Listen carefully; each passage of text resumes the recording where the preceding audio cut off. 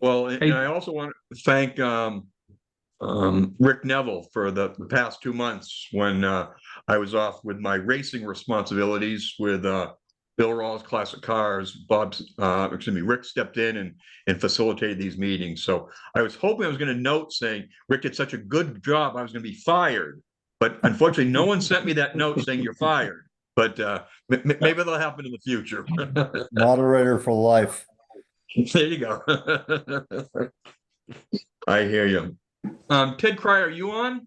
Oh, yes, I am. There you are. Okay. Boy, I like that shirt you got there, Ted. I bet you got that from Land's End. Yeah, I got mine on too. Yeah, here you go. So Ted, you had the first question, so we'll let you be the leadoff hitter. Yeah. So I see behind you what I think is the Rolls race cars. Yes, Yeah. that's them. Yeah. Are you still flying high from that experience?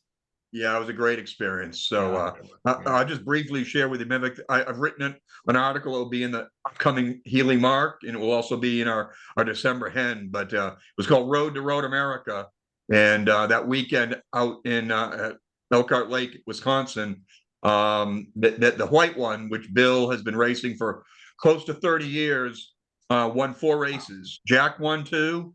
Bill was first in class in a race, and then he was an outright winner in what was called the Founders Tribute Race to end the weekend out at Elkhart Lake. So we were wondering if, and maybe Bob, you may know, are you aware? Are there any instances with where father and son have won Healey races on the same day in the same car? We couldn't think of anyone. Maybe Dennis Welch. Yeah, I was thinking of Welsh. Yeah. But I'm not sure if his son was racing at that point in time or not. But yeah, it was. So Ted, to answer your question, yeah, it was a great experience. So we have the cars in here in the United States for possibly 3 years. We have a 3-year importation license. So Wow. we're going to be planning vintage racing for 2025 as well. But have to get to see them. That would be great. I've watched a number of videos on YouTube of Jack racing, and he's very talented and fast young fella. Boy, he can go, and it's fun to watch the Healey go so well. And the cars sound magnificent, just how well they're set up and tuned. Yeah, it's a great thing to do. Yeah. Yeah, they get 280 horsepower out of a 6-cylinder Healey. So both cars are. So the red car is owned by a gentleman named Andy Inglis, who actually lives in Dallas and is a customer of theirs. They built that car. It took 3 years to build that DN7 race car to the exact same FIA standards as the white car. The white car is a BJ7. And so they're built to the same standards. And Andy did well as well. He at 63 years old, he said, I want to go racing. So he contacted Jack and said, build me a race car and let's go racing. So that's how the whole process came to fruition. Wow. 63 is young now. Yes, well, younger than some of us, right? Yeah. The lady I bought my BN1 from in 2010, she was planning on going via CCA racing with it and had done some stuff to get it set up for that. Prior owner to her had done some via CCA gentleman racing, but then she found out she had cancer. That threw everything up in the air. I wound up with the car. So I paid a little bit too much for the car, but because of the where the money went to help her out, I didn't mind paying too much at all. So anyway, there's the prominence you paid for. Yeah. I mean, the thing was, I found the car kind of on Google, and it was I found it through Google, and I contacted the guy who was like brokering it for her, and he said, I'm going to be up in your area on Saturday if you want to look at the car and go drive it. So he arranged it for me to drive the car with her. And I didn't know the whole story about it, but I bought the car. But about 2 days later, I offered less than what they wanted for it. So I felt good about that. But then a couple of days later, I saw on VSCCA website, she would have taken quite a bit less for it. But when it was done, it was over, and it was for a good cause. Anyway, she was a nice person. So I hope she's done well. Anyway. So you mentioned, before you get started, you mentioned about Jack Rawls in those YouTube videos. So if anyone's interested, you can go on to Jack Rawls under YouTube. He's done part 1 and part 2 of Road to Road America. Part 3 is in the works. And so part 1 was really the preliminary work that we did with testing on the red car up at both Lime Rock and up in Tamworth, New Hampshire at Club Motorsports. Number 2 is part 2 is our racing over Labor Day weekend at Lime Rock, and part 3 will be the Wisconsin racing. So that to come out, I would say shortly, probably in the next 30 days, part 3 will be published. So there's one video on YouTube of Jack. I think it was at Silverstone. He started in 22nd place and won the race. So if you want to go Healey, go Jack. That's a good race. well, you know, the last race at Lime Rock on Monday afternoon, we were there with Former Glory Racing. They're out of Camden, Maine. Mm-hmm. They let us space under their tent, and we were done racing the Healey by then. And they had an Elva 65 Elva with a 2.2 BMW motor. And they said to Jack, would you be interested in racing it? Unfortunately, their customer had a stroke and could no longer race. So they was interested in getting the car out on the track. He started last at Lime Rock on Monday afternoon. And he passed Devon V8 on the last lap, on the last corner, coming down the downhill with that 4-cylinder BMW. He passed a V8 Devon. And that Devon had won the 3 previous races. And he was not a happy camper. That's racing. Yep. So, and anyway, to bring things down to reality, what I wanted to talk about is I'm having problems with the overdrive on my BN1. It's actually a BN4 transmission that was put in before I ever got the car, and has worked really well for 10, 12 years. And coming home from a show a few weeks ago, all of a sudden it wouldn't go in, it wouldn't stay in overdrive, and now I can't get it out of overdrive. And so I wanted to see if anybody has any thoughts on, I'm trying to find out if I got electrical problem. I don't think I do. Or if I've got a problem in the box in the overdrive unit, which means everything comes out and goes to someone like John Esposito. But I'd like to avoid that if it's as a simple thing that I haven't done right. But there's some wonderful reference material out on the websites, and I think some of it is in the Healey, the Austin-Healey Club's website in reference material. There's a wonderful document there by Roger Moment, Gary Anderson, and I can't remember the third guy to go through it all. So I've gone through all that, jump ring this and 12-volt trouble light to that, but I fear I'm into taking the transmission and gearbox out. But the problem is when my indication is I go into 4th gear driving the car, even up on stands, it goes right into overdrive. And my indication of this is one, it kind of sounds that way, which can be dangerous. But also in most English cars at like 2,000 RPM without overdrive, you're doing 40 miles an hour, and at 3,000 RPM, you're doing 60 miles an hour. And I think the Healey's always been like that until you kick in overdrive, and then it drops down to at 60, I'm doing like 2,300 or 2,200 RPM. And that's what I'm at all the time when I get it up to 3,000 RPM or 60 miles an hour. So pretty sure I'm stuck in overdrive. So I've gone through all the different tests in some of these reference materials. For instance, the first one is to just check that the solenoid kicks in. So I turn the ignition switch on, put it in 4th or 3rd, hit the overdrive switch, and I hear solenoid go click. And if I go over to where the lever is on the side of the overdrive and put the 3/16 inch drill bit in like they suggest, it goes right in. It's totally adjusted right. So I go, that seems to be okay from what they're telling me. So then if I go and I kick the overdrive switch back to normal, this is down to normal, and I put the throttle over a quarter of a turn, I hear the main relay kick out, and I hear the solenoid kick out, and the lever is loose on the side of the overdrive unit. But if I go and I start the car and put it in overdrive and all this stuff. As far as I could tell, I'm in overdrive. So I don't know if, Bob Yule or somebody, if they've got any other things to check, or that just sounds like I'm stuck, stuck in overdrive. Yeah, either Bob Abbott or Bob Yule have some suggestions for Ted? Ted, I would say that the simplest test you could do is when you think you're stuck in overdrive, Yeah. try to roll the car backwards. Oh, okay. All right? Do it standing outside the car and try to push it backwards. Okay. If it'll roll backwards, you're not in overdrive.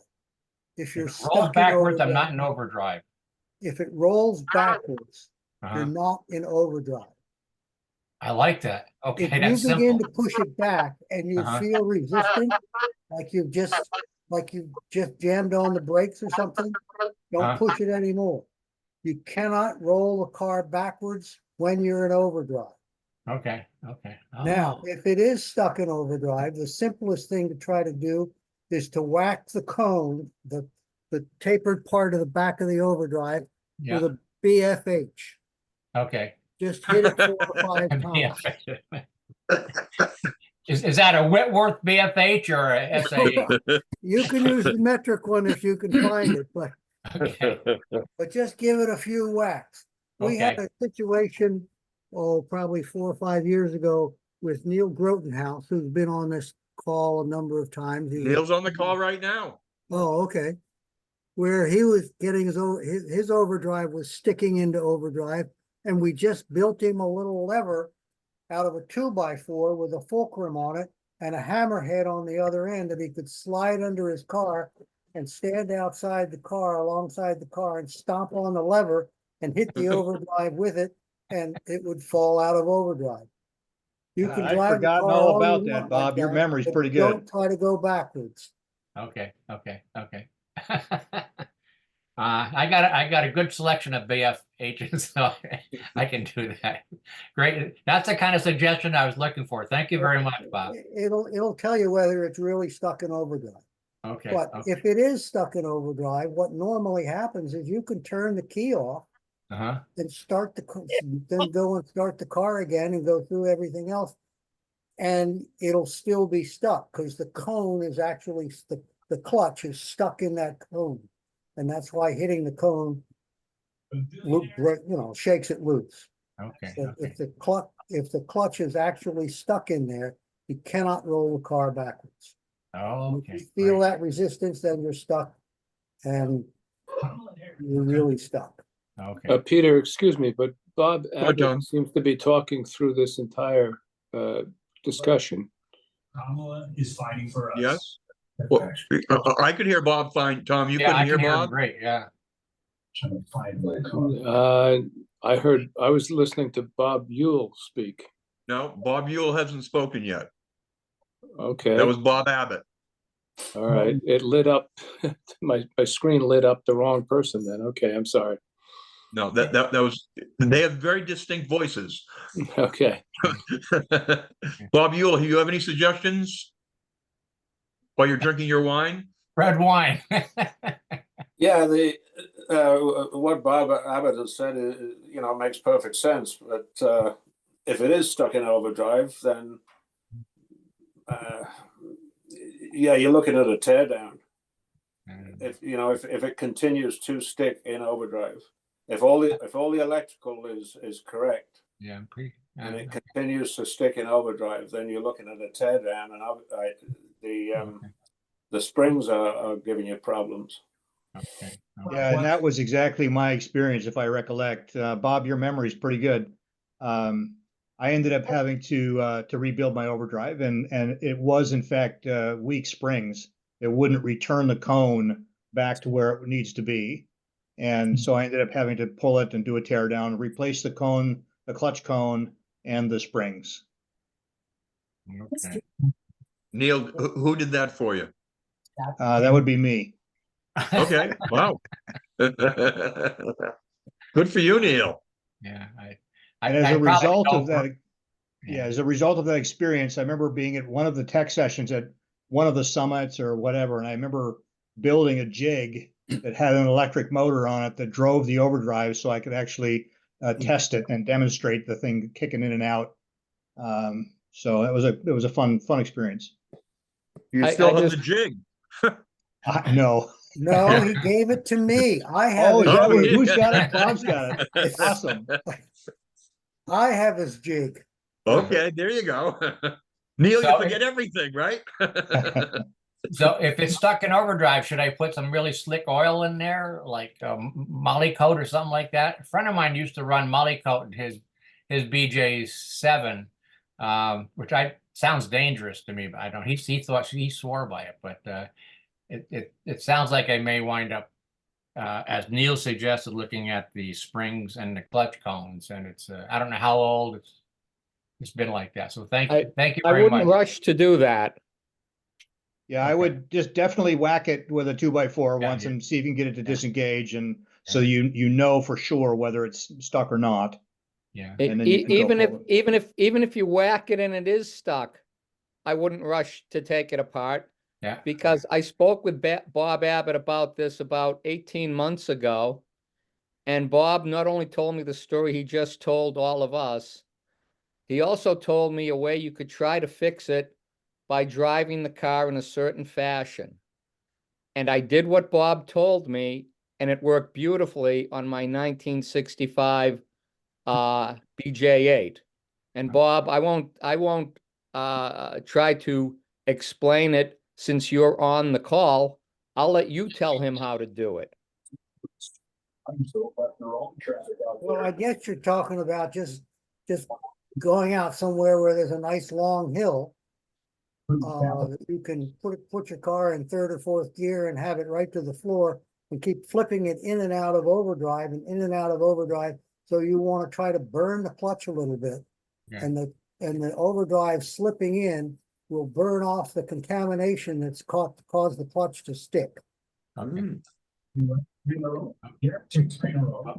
We got some great hills around here, and I've got a pretty good technique with the BF8 from sticking SU fuel pumps and sticking SU carburetor float needles. So I think I've got enough to go with, and I thank you very much. Good luck. You'll know in a month. Yeah, we'll look Or forward maybe to I'll hearing. show up at your door with the transmission. You can borrow the jig. Thank you very much. So Okay. the order of repair is hit the cone with a hammer, Yeah. make sure the car will go backwards, go to the big hill, bring it right up to red line in third gear, and then hit that switch. Yeah. Do that a few times. Yeah. I will say this, the first couple of times I did it, it stuck again. I brought the car home, hit the cone with a hammer, went out again. By about the third or fourth time, all of a sudden it started disengaging. Wow. And then I went for a ride for about an hour where all I did was get it into third or fourth gear on the highway and engage it and disengage it and engage it and disengage it. And it's been fine ever since. The old So shock since you're on the treatment. call, Bob, thank you very much. Okay. Yeah, we got some great hills over here, so I'm all prepared. Thank you very much. Thank you. So, Bill, were you going up and down Blue Hills when you were doing that? That's exactly where I went. Well, you had a great session through Blue Hills a number of years ago. You took us out there. It was great. Yeah, I went to the steepest, longest hill, got a running start on it, and slammed it in, and it stuck. But I brought the car home and hit it with the hammer, just the way Bob said, right on the cone. In fact, you can kind of if you hit it right and you're real quiet in the garage, you'll actually hear it release. Oh. It'll make a little noise that'll kind of confirm that it's releasing. Anyhow, did that a couple of times, and then it was working fine. And I've been running. I just ran it about a week ago, in and out of overdrive fine. So fingers crossed for you. Hope that works out. I appreciate it. Thank you. Okay. Thanks for the question, Ted. Appreciate that. Yeah. Pete, Pete, if it's okay with it, this is a non-technical thing, but it sort of fits into all this. I'm new to the club, new to a 3000s. Well, for the first time since 50 years ago. And I do understand the hammer, and I do understand the 2x4. I'm a bit of a novice on everything else, but I'd like to thank Bob Abbott since he's on the call, because I bought Michael Garvey's BJ8, and before I looked at it, I happened to speak to Bob because he did work on it years ago. And I'm thrilled to have the car, and I'm hoping it winds up being great. And thanks, Bob, for your input before I bought it. Anytime. No, it's nice. That's great. Appreciate that. Dave Berube, are you on the call tonight? You had a question. Yes, I am, Pete. Hi, Dave. Hiya. Go ahead. Go with the question. Oh, okay, question. You're Right, so you're about removing the motor, I understand. So you're not going to take the transmission out. You're going to take the whole drivetrain out. I'm doing the works. I was thinking about getting. Well, first off, I want to pull it out because I've got a bad seal in the timing chain cover, as well as every other place Healy's leak. But really, the timing chain, as well as possibly getting the transmission rebuilt, and probably the overdrive as well while I have it out. So I had this motor out, gosh, a long time ago, and I had a real Healy guy help me as well as my brother. So I just wanted to, a checklist. Is there any out there that I could just make sure, yank the radiator, pull the carburetors off, clutch removal. I think I know the basics. I just wanted to make sure I didn't miss anything.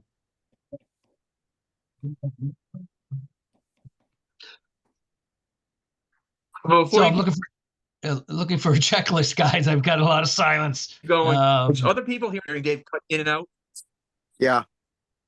Can everyone hear Dave fine?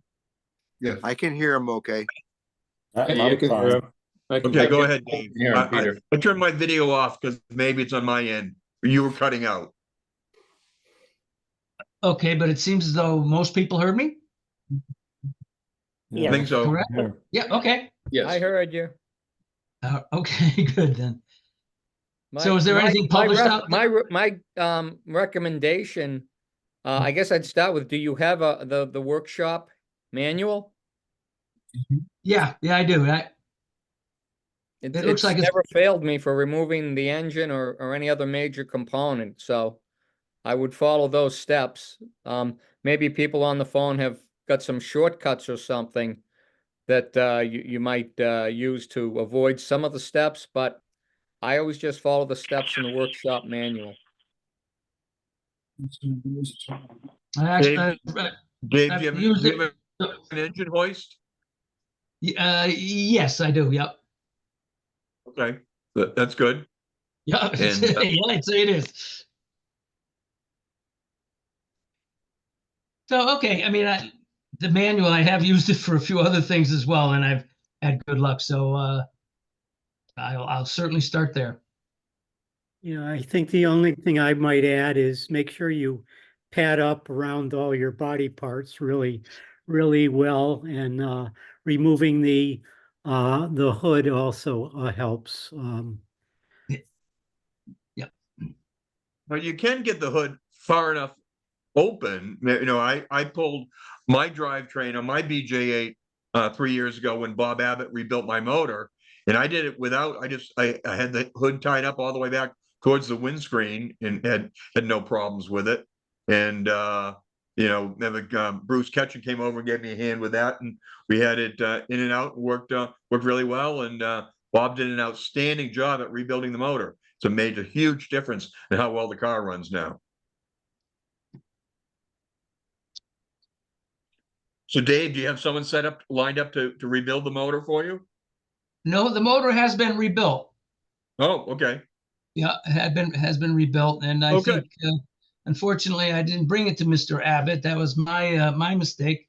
I had another guy do it, and I don't think he was real Healy savvy and didn't follow the proper protocols for installing the timing chain cover loose, and then slipping the harmonic balancer on, then tightening it up. I believe that's how the seal gets screwed up.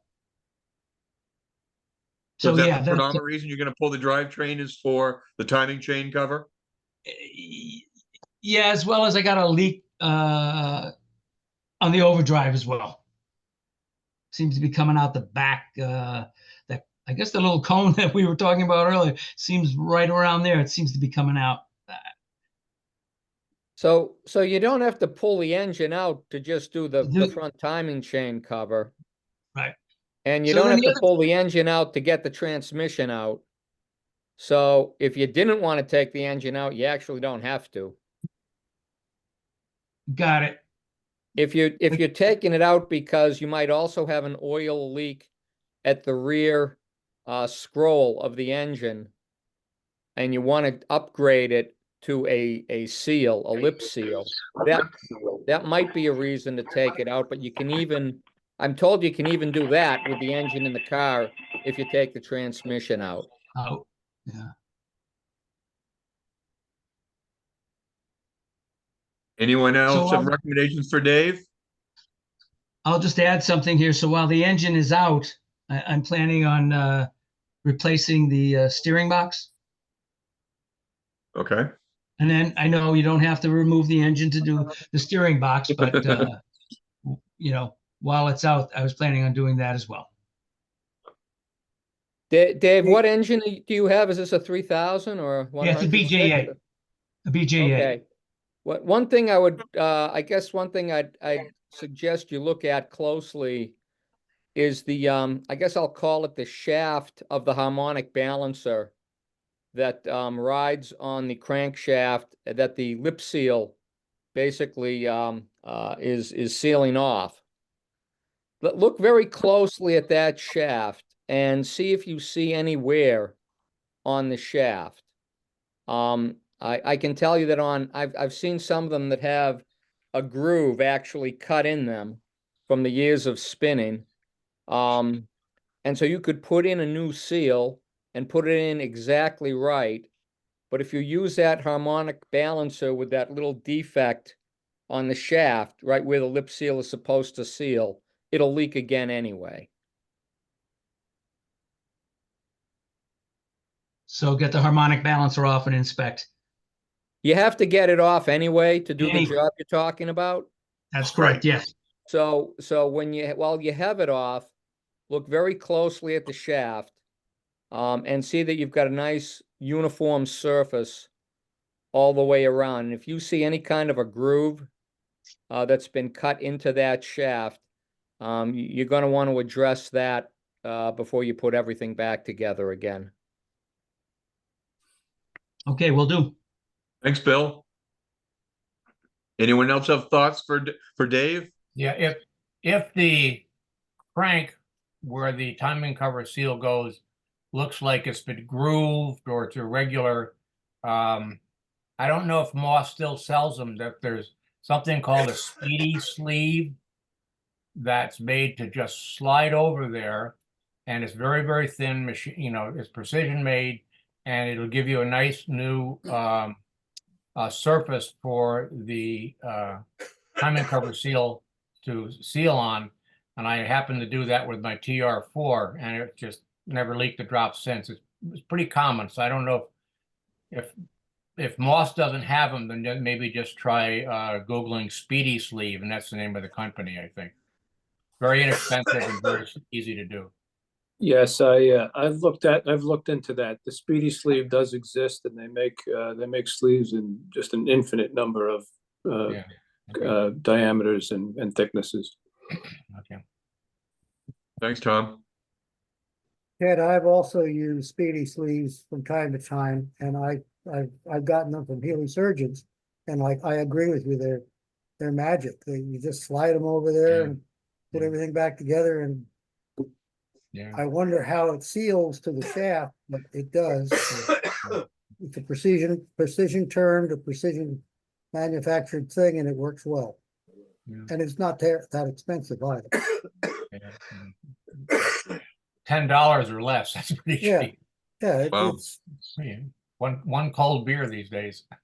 The other thing I might suggest to you, Dave, is if you pull everything out, I have no personal experience with it, but on the Healey string in the past few days, I have read a number of comments and people writing in about a new overdrive plug brass overdrive plug for the drain on the overdrive.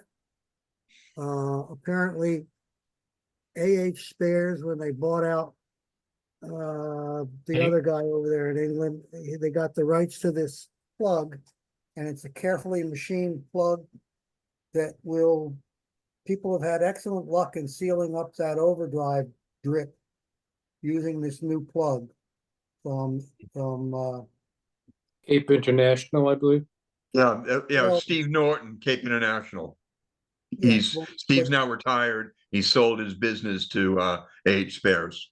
yeah, he sold out to AH Spares. He had it, but now it's available through AH Spares. Yeah, he had some pretty interesting bits that he manufactured. So, well, that's good to know. An overdrive plug.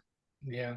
It's I noted. have no experience with it, but I've just read some good things about it on the Healey string. Bob, you mentioned AH Spares, and a couple of weeks ago, as I was making a list of what I could possibly need for this overdrive, and I was looking at the throttle relay and the main relay, and my God, they're $200 and $180 on Moss. So I went and checked AH Spares, and they're about half the price for both relays from AH Spares, and the shipping may be a little more, but it's not going to make up $100 difference. So just some way to save a buck. Great. Yeah. Chris White, are you on the call? Chris is a new member and he had some questions, but I guess he's not on the call tonight. Do other people have questions tonight they'd like to pose to the team? Yeah, Peter, I do. I think I have a stuck clutch. I ran the car about 2.5, 3 months ago. Let it sit.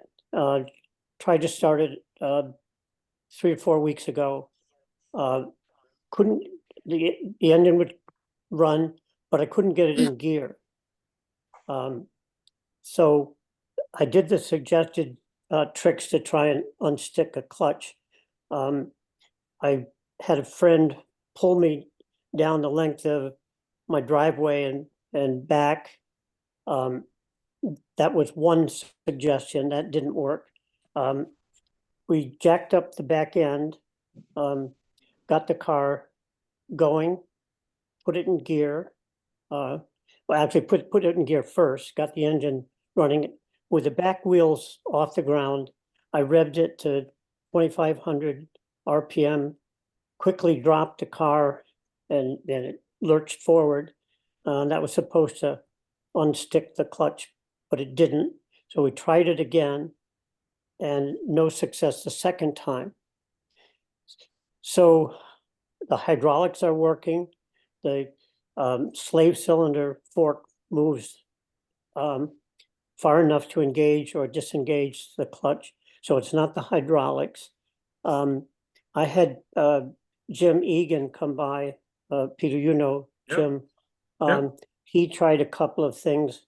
He came to the assessment that it's not a stuck clutch, but he didn't know what it was. So he's suggesting that I pull the transmission. Has anybody had a similar experience? And if so, how did you finally resolve the issue? And Jim, just to clarify, this is your BJ8, not your Sprite? Correct. It's the BJ8. Okay. Anyone have any other ideas for Jim about his? So you cannot shift the car. Is that the issue, Jim? It won't shift gears? Correct. If the engine's running and I try to put it in gear, it grinds. So obviously the clutch isn't disengaging. No matter which gear I try, the gears grind. And if I jack it up so the wheels can turn, I put it in gear, start it up, and it's fine.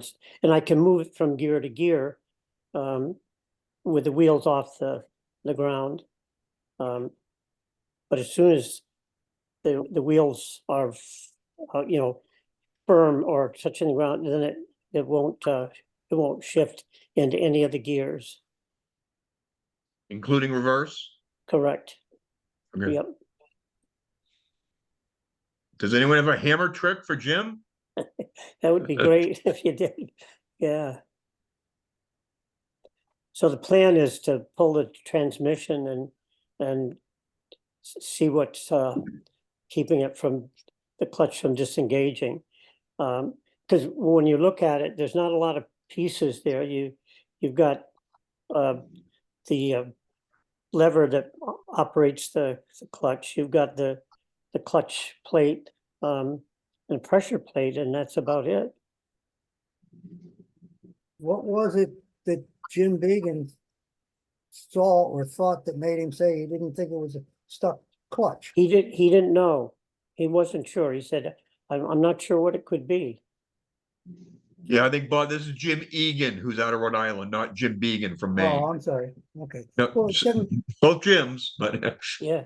it sounds like a stuck clutch. To me, anyhow.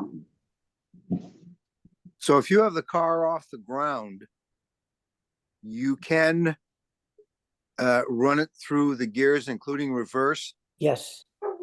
But as soon as you put it on the ground, you cannot move the shift lever.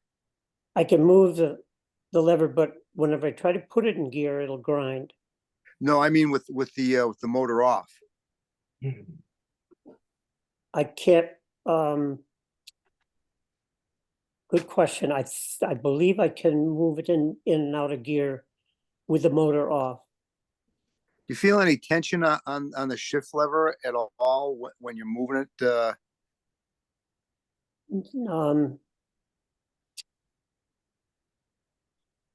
That good question. I'm not sure if I think it was more focused on other parts rather than if I was getting some resistance on or stiffness. The clutch pedal seems to be doesn't have any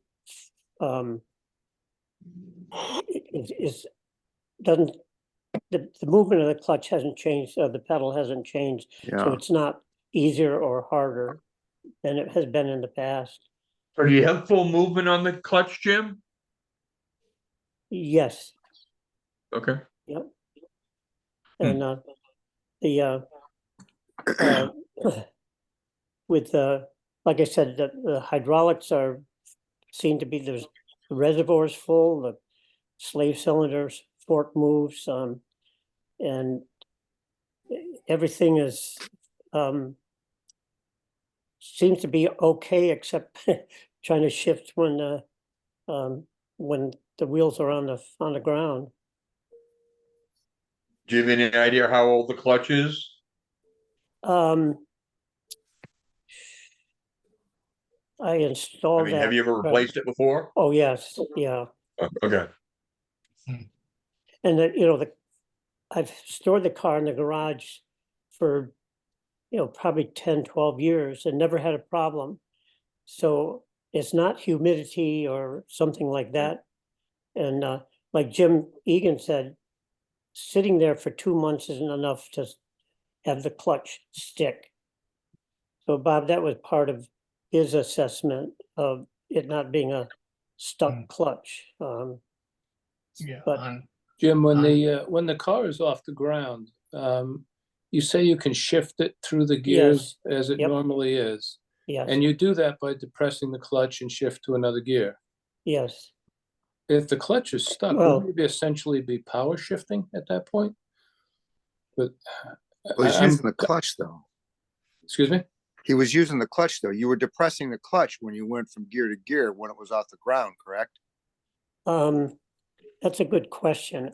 I think we were focused on getting it in gear, starting it up, revving it up, and dropping it. I don't know if I went through the gears. Okay. But okay. That was confusing me because if you could shift it with it off the ground, I'm not sure why putting it on the ground would make much of a difference. Yeah. Yeah, I agree.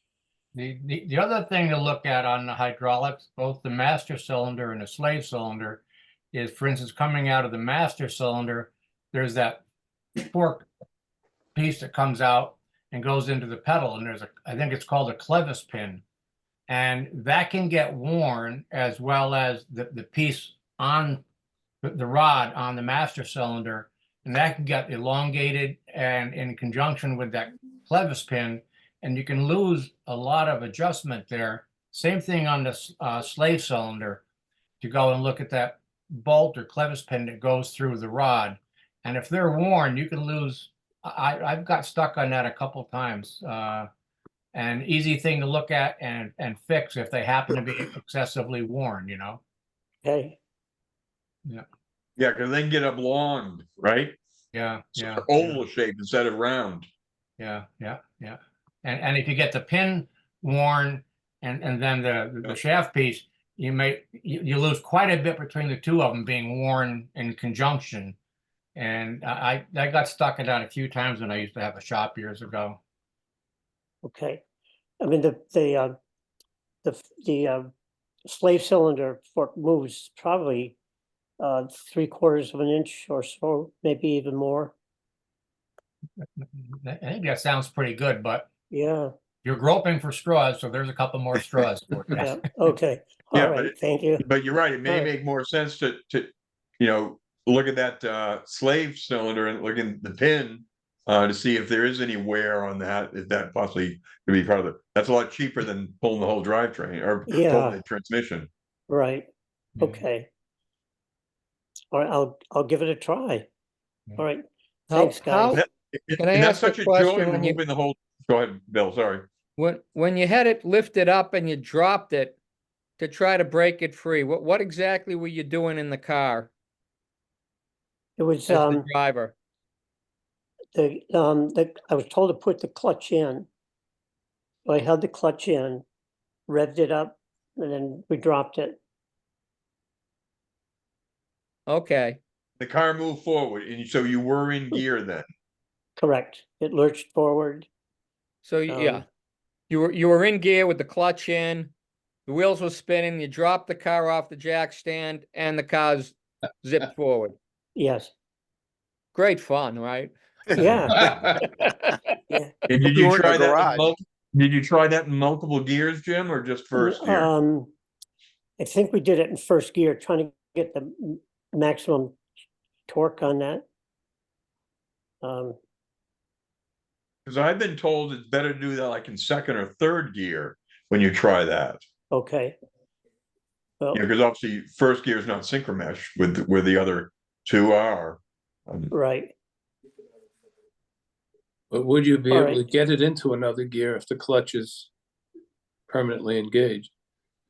Well, I can get it in gear when the engine isn't turning. Yeah. Yeah. So, and then you can get it in second gear and then jack. Okay. Yep. So I'll do that. I'll give that a try.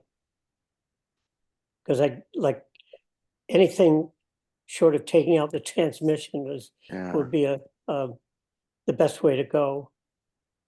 Well, it's so enjoyable removing the console too on a BJ8. Yes, isn't it?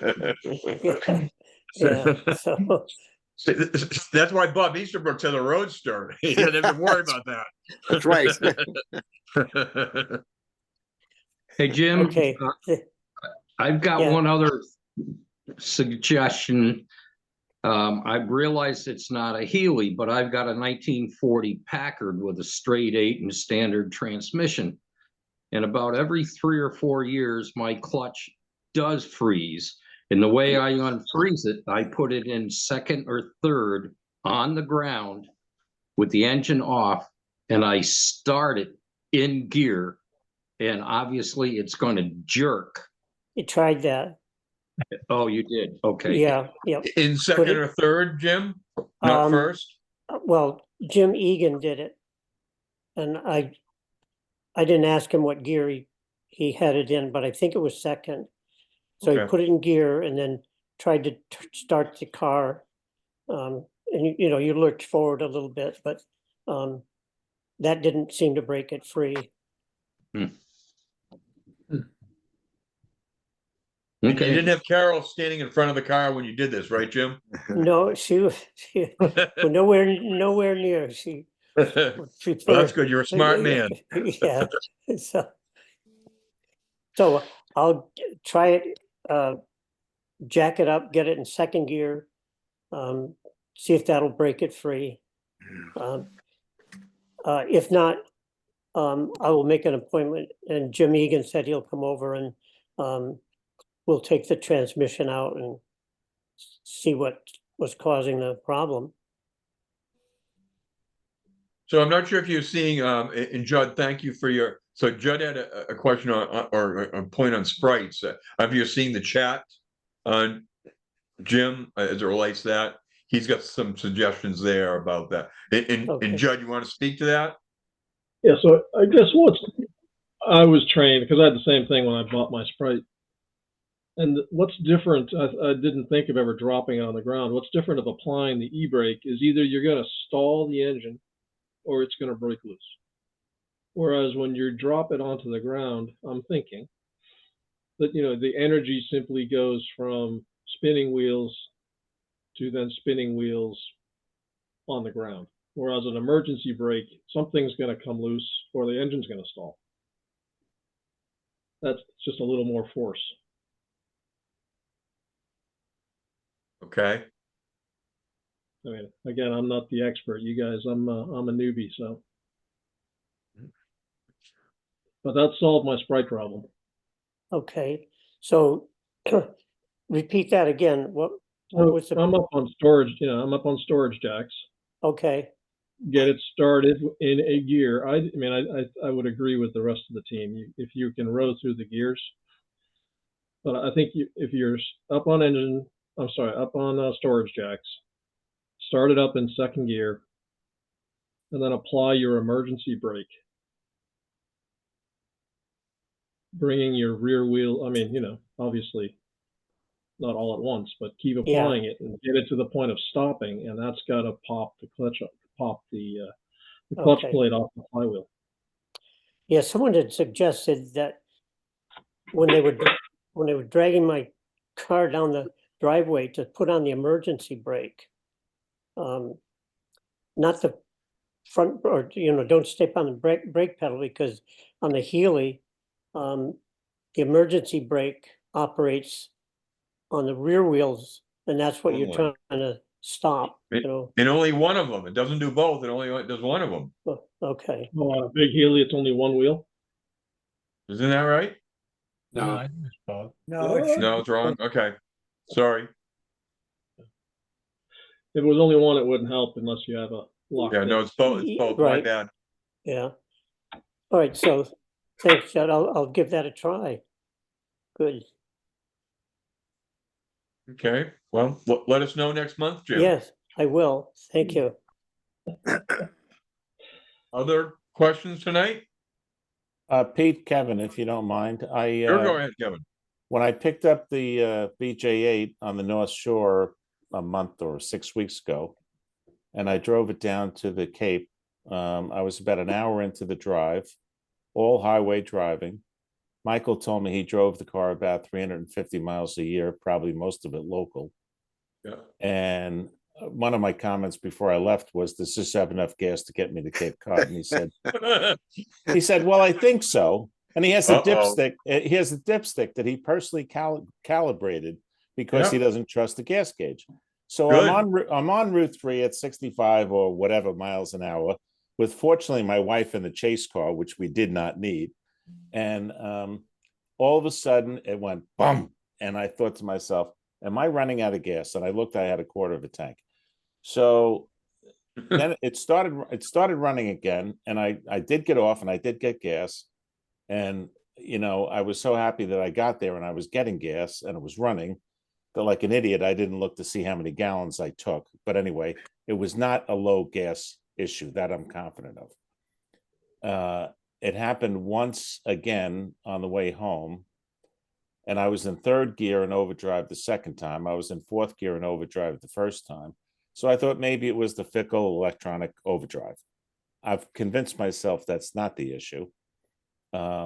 And it never happened again until, ironically, yesterday. I took it for a ride after sitting for a couple of weeks. And on the local roads, it had a little bit of a miss. And the only other thing I can tell you is that my wife in the chase car told me there was black smoke out of the exhaust when it missed. So I'm guessing, and I know a lot less than everybody on this call, including Judd, I think, who said he was a newbie, that, you know, it's probably more of a spark issue than anything else, but I'm curious to hear what the great minds have to say about that. Well, this might not be relevant to your issue, but I've been chasing a intermittent misfire for most of this year, and just by sheer chance, I happened to see that the rear spark plug wire was shorting out on the clamp to the heater hose. Yeah.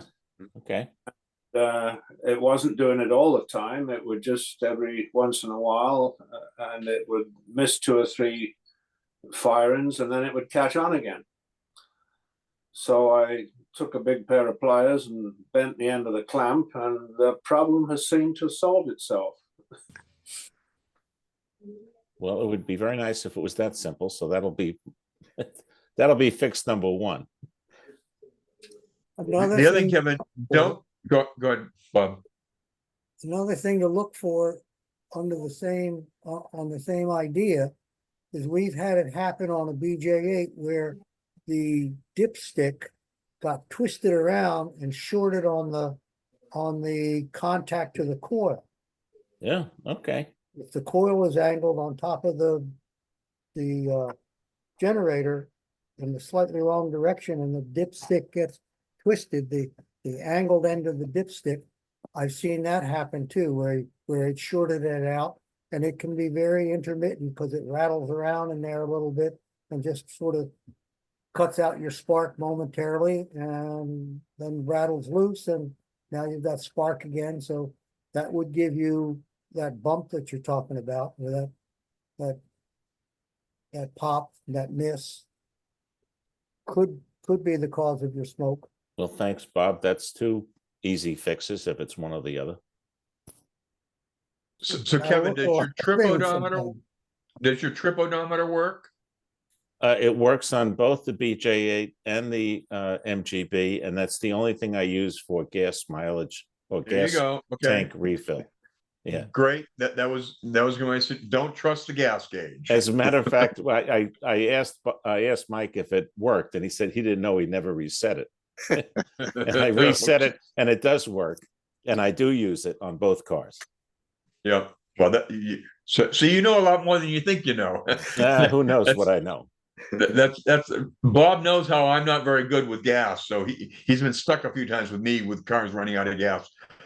Well, I will tell you, if I'm familiar with the car, like I am with my Audi and my BMW, I'll run it until the red light burns out, and know I have another 20 miles to go. But I'm not taking a chance with a British car. No, that's for sure. Thank you both. Thank you, everyone. Another thought, if you may be chasing an electrical problem, is have the car running some night in the dark.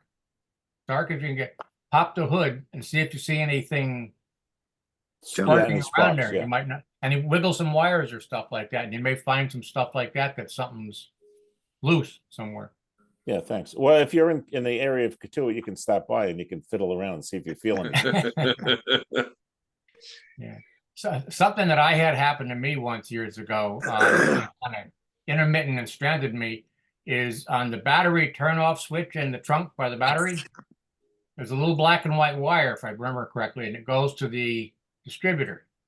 And when you turn the switch off, that cuts the contact to that or interrupts it. Anyway, that little black and white wire was getting worn off from being in the trunk vibration, and I just had a couple of strands, and it was kind of there, but then it wasn't. And one day it wasn't there anymore, and that's what it was, is that little wire to the battery turnoff switch. Very simple. I just trimmed it back and put it back on and done, but drove me crazy for a few days. Yeah, I've had that same problem, and I believe that it's a white and black wire, and I believe it goes to the coil. Yeah, it goes up to the coil. Yeah, yeah. So, but that is a good source of that kind of a problem. Yep. Good. Other questions or comments tonight? Yeah, I came late into this, but Chris. does this electrical problem like just kill the car dead, or is it just make it run lousy? Well, the issue that I brought up is it'll just be a miss, you know, like it's less than a second. Oh, okay. So the car doesn't die. It just misses? No. The first time it happened, I was on Route 3 doing 65 or whatever. And when it happened, it was once like pop, pop, pop, and I started to pull over and then it was fine. And I drove another 5 or 10 miles, got off, got gas, got back on, drove another 30 miles. It happened once, and then that was it. It hasn't happened since in maybe 3 or 4 local runs until yesterday. But it's always just a blip, you know. Well, it's good it's not permanent. Yes, that's true. And let's hope it doesn't get that way. Yeah, I had a situation once when the car died, and I ended up calling AAA. We tried to start it before we put it on the flatbed, didn't run. Got it to the shop, got it off a flatbed, started right up. So you gotta love these, So we ended up putting a coil in it, figuring that was maybe the problem. And I took off, and I got halfway up the main turnpike, and of course it died right in the middle of a rainstorm. And again, got the AAA wrecker, went back, got to the same shop, got it off the flatbed, turned the key, started right up. So we put a condenser in, and then I got down the driveway, got back on Route 1, and it died immediately. And then so we dragged it back into the shop, and sure enough, started right up again. And so then we drove it, and finally with one of the mechanics who had a meter, and it turned out it was the tack. Really? The tack? Yeah, I had a short in the tack, and the tack would short out, and boom, that was it. It would kill the whole car. Wow. So you may look at the tack. I don't know, maybe it's got just starting to do that or something, but that happened to me. Boy, it drove us nuts. Would have been the last place I would have looked. Yeah, no kidding. So, was that before you had the gray hair, Chris, too? Yeah, and I had a lot more hair, too. I hear you. Okay. I have a question, Pete. Hey, Rob. How you doing? Good. So my BT7 never had a heat shield around the carburetors. And so I have found one, but it's painted silver. And I presume it's supposed to be the engine green. I'm wondering if anybody has experience on where they've gotten paint that was fairly decent. I see that Moss has rattle cans. I don't know if anybody's used those or not. I've used those, and I'm perfectly happy with them. Yeah. Okay. Same here. Awesome. Hey, Rob, I've got some extra. You want me to send you a can? I can stop by at some point if you've really got a lot of extra. I do. Okay. Yeah. Once I'm back in Massachusetts, I'll circle up with you. Yeah, you're light metallic green, right? Yes. 61. Yep. I've got plenty. All right. Thanks very much. You're welcome. Hey, Pete, you got time for one more? Sure. Okay. Good evening, everyone. This is Chris White. So I've been listening. I'm new to the club, and I've been listening the whole call, of course, for the 5 minutes that I stepped out of the car to unload the car. I think that's when you called on me. So sorry about that. But thanks for the welcome. Yeah, thanks for the welcome, Pete. So I am a new owner of a 106. It's a BN4. That's a 1957. I essentially inherited it from my uncle, who unfortunately passed away, and this was his, this was his treasure. He had it fully restored probably 12, 15 years ago. It was in very good condition. He drove it down to the States, down to New York, where I live. a couple of times from Ottawa, and ran into a couple of problems, and we found a local mechanic that he was very happy with. So long story short, that was the first place I took the vehicle when I got it shipped down to New York from Canada. I remember my uncle telling me that he needed to replace the drums, and that the brakes were effectively shot, and that he could not find the drums anywhere. So that's all I knew. I'm new to kind of owning any kind of classic car. I've only owned modern cars. So all of this was new. I should have joined the club a lot sooner than I did, but I went on the forums. I even asked a couple of questions, talked to some mechanics. So my question is, that's a big lead up to my question, which is, what do people think about, the merits of doing a disc conversion versus drum replacement? And I did ask the question on the AH forum, and most of the responses were, if you can find the drums, do the drum replacement. The disc conversion can be more complicated than it seems, and it can be expensive. So, so on and so forth. So I did finally also find a mechanic who was kind of endorsed by a couple of your club members, including Greg. They know Mike and Dan Berry at Stonebridge. So I felt really good about that. And he literally just took the car today.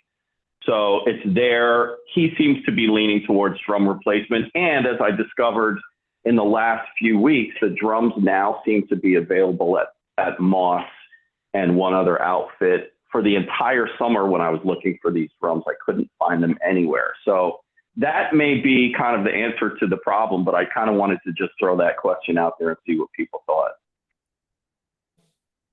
Do you drive fast? I do not plan on driving fast. I'll probably just drive it locally and, won't take it on any interstates, maybe the Taconic, Parkway at the most. And Chris, so you've got full drum brakes on that BN4, right? Yes, correct. Right. So, I mean, just to let you know, historically, the drums were not particularly round in the first place. So Mavic, I had replaced one of my drums, and so Alan Hendricks Wire Wheels in North Carolina was able to source a good used drum for me. Just curious if any of them on the call in terms of Bob Ewell. Bob Ewell's with Auto Farm up in he's a distributor for a head for Healy's in Canada, or Bob Abbott. Anything about? I have not heard anything about these reproduction drums. Has anyone had any experiences with reproduction drums? No. Silence. I'm sure the drums on the back of my car are reproduction. I got them from Moss.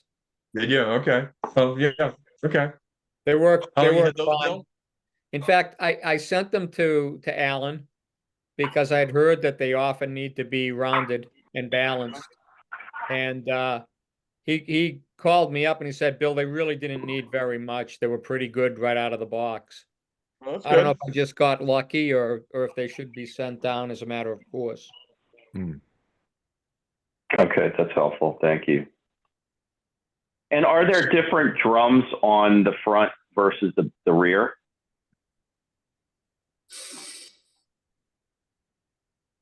I don't know the answer to that question. Anyone know? Is Moss offer both? Is it a different part number?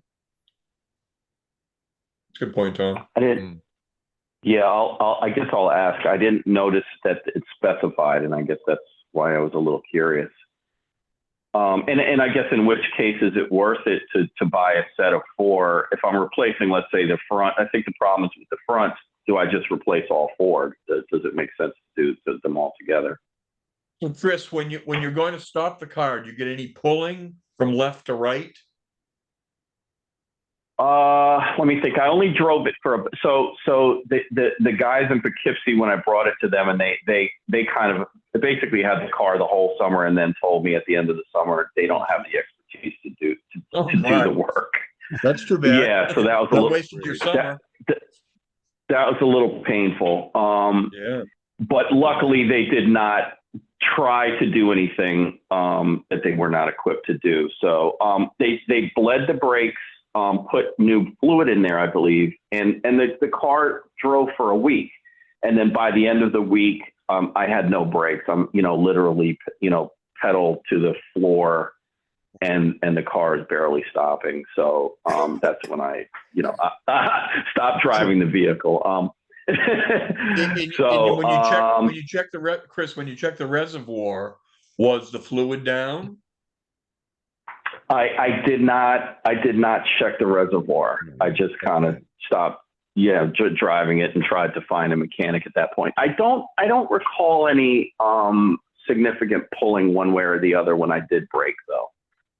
Okay. Well, stop driving it if the brakes don't work. Makes a lot of sense. But if the brakes don't work, because that doesn't sound like a drum problem. Yeah. That sounds like a hydraulic problem. Yeah, leak. That's what Mike said. And he literally just took the car tonight. So I guess we'll see. Yeah. Mm-hmm. Yeah, I checked the hydraulic. That's the reason I asked what the fluid level was in the reservoir. And if you lost your brakes because you lost your hydraulics, that would be a root cause. Do they have a dual plenum system for the clutch too? Or is it just come off that one reservoir? Does the clutch just come off that reservoir also? One reservoir with an extra sleeve in the middle for the clutch. So were you having any trouble shifting the car at all when you're driving? One reservoir doesn't have anything to do with the other. Oh, okay. You can empty the outer one from your brake fluid, and the middle one will still have the fluid for the clutch. Oh, okay. Okay. That does raise one question that I have, and I read a little bit about this on the forums as well. Once the car was running and kind of heated up, I couldn't get the car from neutral into first. It just kind of ground. So when I came to a stop at a stoplight or whatever, I would have to really start the car in second, and the same problem in reverse, which is a little more problematic. And one of the recommendations on the forum was, hey, go from second into first. And that did seem to kind of work, or go from second into reverse. And that did kind of seem to work. But I would imagine that's something that will just need to be adjusted by the mechanic. Well, if I can add something here, I mean, we've been dealing with Healeys for a good number of years, and a lot of different cars, and we have never replaced drums. Really? Okay. We've never bought new drums anyway. Interesting. Okay. We routinely have drums balanced and checked for round, but we have never replaced drums or replaced them with new drums. We have a pile of used drums on our shelf, and if we need one, we go through them and pick one out. Bob, when you say balance, is that cut? Is that the same? I'm sorry? No. I'm used to a term of cutting drums from years ago, where you hone out the drum from the inside. Is that the same as balancing? No. Okay. No, balancing is they either take metal off or they add some on. Okay. Hendrix will do that in North Carolina. Right. Yeah, it says they could weld steel plates onto it if they need to be balanced on the outside.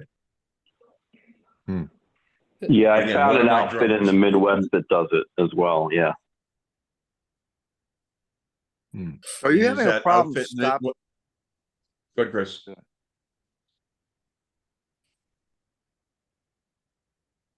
Do you know, is that outfit in the Midwest a Healey specialist? I don't recall him mentioning he was a Healey specialist. No. Okay. Just a point of reference, you may want to focus with specialists wherever possible. Yeah, they have some uniquenesses. So Don't think they're just one size fits all. You had that sound like you had that Silver situation where the people had your car all sewn. Exactly. Okay, well, I wrote down the name of the place in North Carolina, the Hendricks place. Yeah, so, Hendricks Wire thank you for Wheels. that.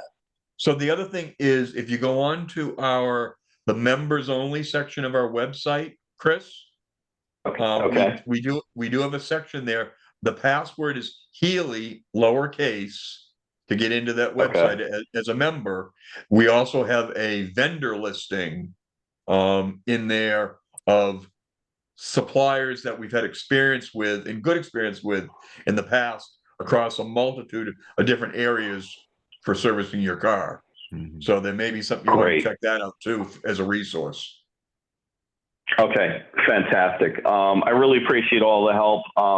I'll report back, when I get the car back from Mike, and unfortunately driving season is pretty much over. It's freezing outside right now, but it's just getting good.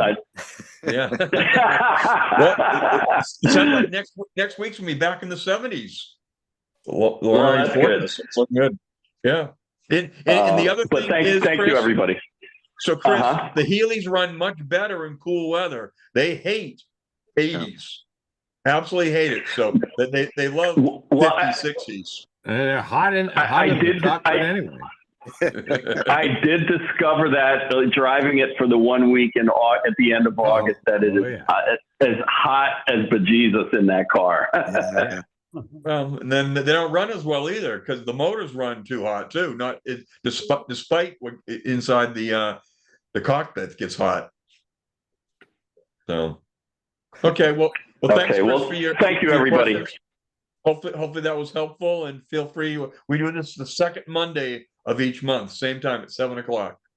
In the details, fantastic. They're on the homepage of our website, so you can always get. Plus, I send emails out in advance of that to all members. Other questions tonight before we close? I got one. Go ahead, Tom. I'm sorry. I think I stepped on somebody. Go ahead, Tom. I have a sort of an odd thing that began a couple days ago. I've owned a BJ8, my BJ8 for 27 years. It's never done this. The tach, when I go to turn the car on and start it, if you're familiar with some of these newer tachs on new cars, they sweep the face, sweep the face, and then they come back. Well, my tach started doing that the other day. Turn it on and it would sweep up to about 4,000 nice and smoothly, and then come back to the correct RPM. It's never done that before, and I can't figure out why that might be the case. If anybody's ever seen that tach do that, I should point out it's running a Petronics, both coil and unit. That's the only thing I can think of that might have some impact on that, unless it's the tach itself. But just thought I'd ask if anybody has seen that before I start chasing things down. Does it go back? Can go back to normal, Tom? Yeah, it goes back to normal. Car revs perfectly, drives perfectly. But when I first turned it on and started, car's choked. Expect it to go at about 2,000 RPMs or thereabouts before I settle it down. But it goes up and sweeps 4,000 or 5,000 RPMs and comes back down. It's not turning 4,000 or 5,000 RPMs. The tach is just registering that. It's the weirdest thing. So it's some sort of gremlin either in the tach or the ignition. I'm just not sure. Just curious if anybody's ever seen it. If not, I'll let you know what it was, or if it ever. It's not broke, don't fix it. Yeah. No kidding. It always bothers me though when something's doing something it didn't do before. When is it going to get really bad? So anyway, I hear you. Yeah. So any thoughts on that? If not, I'll check in with you next month and see if I found anything. Thanks, Tom. Chris, did you have a question? Yeah, I wondered if anybody's had any experience with the new Repro steering boxes. I have it in my car. If you're talking about the one from AH Spares. Yeah, I think so. Yeah. Yeah, I installed that. In fact, Peter, there's a paper on that on the the paper is on my experience of the old steering box, of taking it apart, removing it, and so forth. But the new steering box, just to wrap it up quickly, the AH Spares box is fantastic. Good. It. I think I might be a candidate. I've got a hell of a lot of play in that wheel. Yeah, as Tom mentioned, he wrote an article for Flash for Sports and Touring, and then he also allows us to publish it on our website too, in that members only section. Mm-hmm. So thank you, Tom, for that. You're welcome. That was more about removing and replacing the steering box, the steps, and what's inside of the old steering box if you wanted to rebuild it, all the parts and everything. So, but I wound up just after I figured out what was wrong with my box, I just wound up biting the bullet, and I bought the AH Spares one and couldn't be happier. There's absolutely zero play in that. Oh, nice. In that, yeah. They do offer they do offer 2 ratios. Don't be tempted to go with the sort of racing ratio. Stick with the standard one. Okay, yeah, because I noticed that, at high speeds trying to go straight, I'm like, there's a little bit of lag time before I'm actually getting any reaction on that wheel. So. Okay. Anybody else? So are there any Healey boat owners on the call? Ken Fleming's the registrar for Healey boats. So just curious if we have here in New England any Healey boat owners.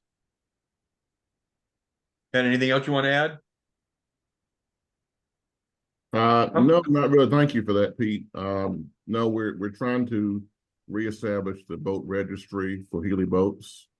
We know that there are a few around. We have record of some, but just trying to make sure that if there are some out there, that we know of people who have them. I'm a boat owner, so just trying to, and I've been tabbed to be the registrar for boats for some reason.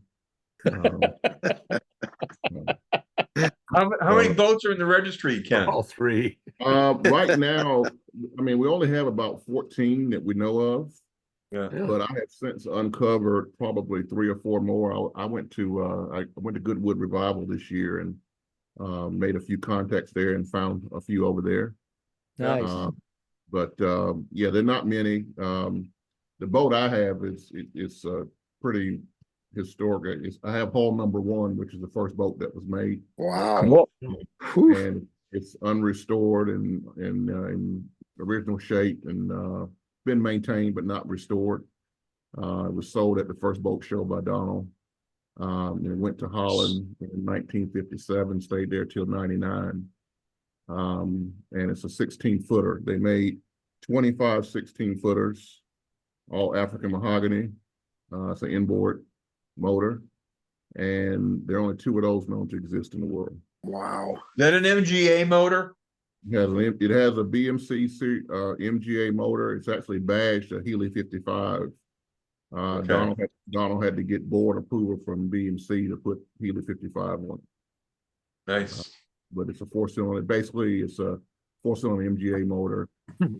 All the marinized stuff was designed by Jeff. So the transmission has Healey on it, the water jacket, and all the marinized stuff was all Healey designed at the Cape. After the first 50 boats, they made 25 16-footers, then they made 25 14.9. They cut them by a foot to save money, same boat.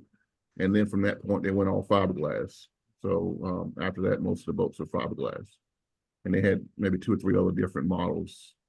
One had a 6-cylinder engine in it. One was called a Corvette, had a sliding roof, and then they had the Sprite.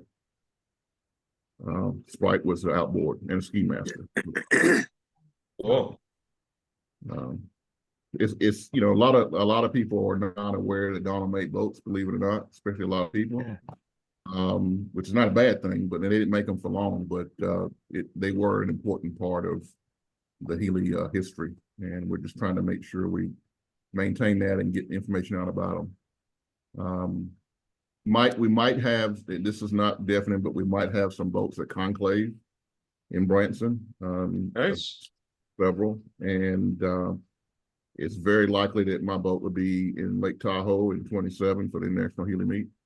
Oh, cool. Oh, that's gonna be neat. So Has Gary's boat been sold, Ken? Gary Lonsdale? Yes. One has been sold, yes. Okay. Was that the Yeah. one that was at Enclave? I think it was. Lord Okay. Healy was sold to a guy named, his last name is Olmsted. I can't think of his first name, but he bought it at Enclave in Wisconsin. And then I talked to I mean, if anybody's interested, there are a couple of boats for sale that I know of. So if you're interested, give me a contact. And most of them are very nice, completely restored. So we're also trying to find good homes for those that we know that are for sale. Okay, great. And I just had mine out last Thursday. So great. There you go, Bill Erickson. You need another boat in your life. I was waiting for you to turn me in. What are you, 3 or 4?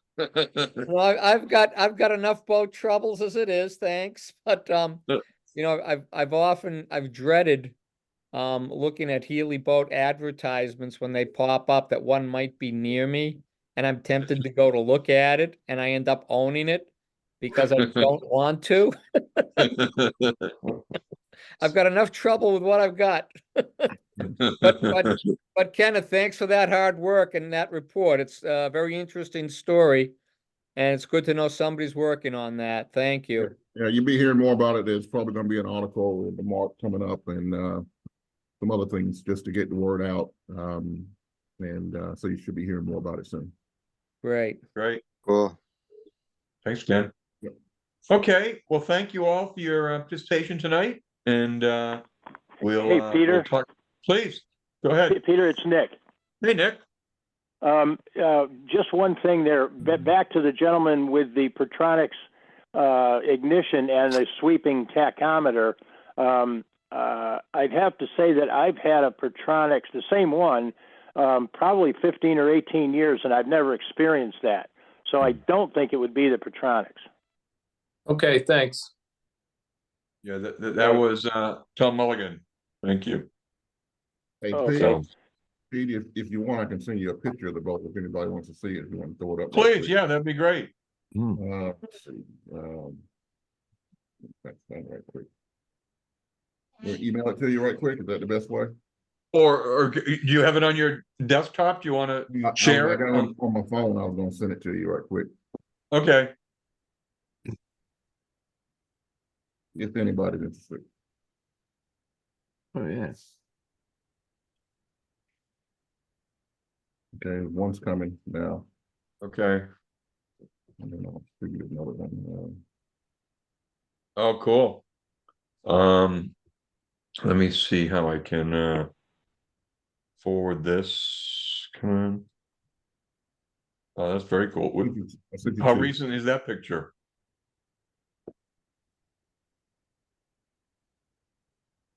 Is that a recent picture, Ken? Yeah, that was last week on Thursday. Oh, cool. Yeah, let me emailing it to myself. Now I can share it.